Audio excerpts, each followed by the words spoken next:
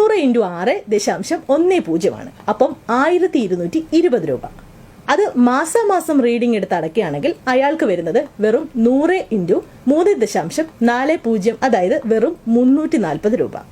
അടുത്ത മാസവും 100 യൂണിറ്റ് ആണ് ഈടാക്കുന്നതെങ്കിൽ ഇതുപോലെ തന്നെ.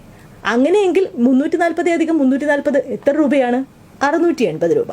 ഇപ്പോഴത്തെ ഈ 2 മാസം കൂടിയുള്ള റീഡിംഗ് സമ്പ്രദായം വെച്ച് അടയ്ക്കേണ്ടി വരുന്നത് എത്ര രൂപയാണ്? 1220 രൂപ. 2 മാസത്തെ റീഡിംഗ് എന്ന ഗുണം കൊണ്ട് ഉണ്ടാകുന്ന നഷ്ടം എത്രയാണ്? 1220 - 680, അതായത് 540 രൂപ. 2 മാസത്തിലൊരിക്കൽ റീഡിംഗ് എടുക്കുന്ന KSEB ഉപഭോക്താവിന്റെ കയ്യിൽ നിന്നും കൂടുതൽ പറ്റിച്ചെടുക്കുന്നത് എത്ര രൂപയാണ്? 540 രൂപ. മാസത്തിലൊരിക്കൽ റീഡിംഗ് എടുക്കുന്നതായിരുന്നു ആദ്യത്തെ പതിവ്. നമ്മളെ പറ്റിക്കാൻ വേണ്ടി ഇത് ഇങ്ങനെ ചെയ്യുന്നു. നമ്മൾ വിചാരിക്കുന്നതോ 2 മാസത്തിലൊരിക്കലല്ലേ ബില്ലടയ്ക്കാൻ പോകേണ്ടി വരുന്നുള്ളൂ എന്ന് കരുതി സന്തോഷിച്ചിരിക്കുന്നു. പക്ഷേ ഇത് നമ്മളെ കബളിപ്പിക്കുകയാണെന്ന് നമ്മൾ അറിയുന്നില്ലല്ലോ.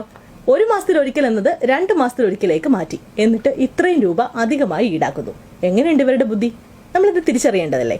പ്രതിഷേധിക്കേണ്ടതല്ലേ? അതെ, വാട്സപ്പിൽ ഏറ്റവും കൂടുതൽ ഷെയർ ചെയ്യപ്പെടുന്ന ഒരു മെസ്സേജാണ് ഞാൻ ഈ വായിച്ചത്. യഥാർത്ഥത്തിൽ ഒന്ന് ആലോചിച്ച് നോക്കൂ. ഞാനടക്കമുള്ള എല്ലാ ആൾക്കാരും ചിന്തിച്ചു വെച്ചിരിക്കുന്നത് 2 മാസത്തെ റീഡിംഗ് എടുക്കുന്നത്. അതുകൊണ്ട് 2 മാസത്തിലൊരിക്കൽ നമ്മൾ അടച്ചാൽ മതി. അത് മാത്രമല്ല, നമുക്ക് ഈസി ആയിട്ട് ഈ പറയുന്നത് പോലെ ബുദ്ധിമുട്ട് ഒഴിവാവും, ഇവിടെ വന്നെടുക്കുന്നു റീഡിങ് എന്നൊക്കെ പറഞ്ഞു. പക്ഷേ ഇതിന്റെയൊക്കെ പേരിൽ നമ്മൾ തിരിച്ചറിയേണ്ട ഒരു വലിയ കാര്യമുണ്ട്. എന്തിന്റെയൊക്കെ വാടക എടുക്കുന്നു. ഇപ്പൊ ആദ്യം പറഞ്ഞതുപോലെ ഹോട്ടലിൽ കയറിയ ആൾക്ക് സംഭവിച്ച ഒരു കാര്യമില്ല, അതായത് ഉടമ അയാളോട് പറഞ്ഞു കൊടുത്തതില്ലേ, അതുപോലെയുള്ള കാര്യങ്ങളാണ് തീർച്ചയായിട്ടും ഈ ഒരു KSEBയിലെ റീഡിങ്ങിൽ സംഭവിക്കുന്നത്.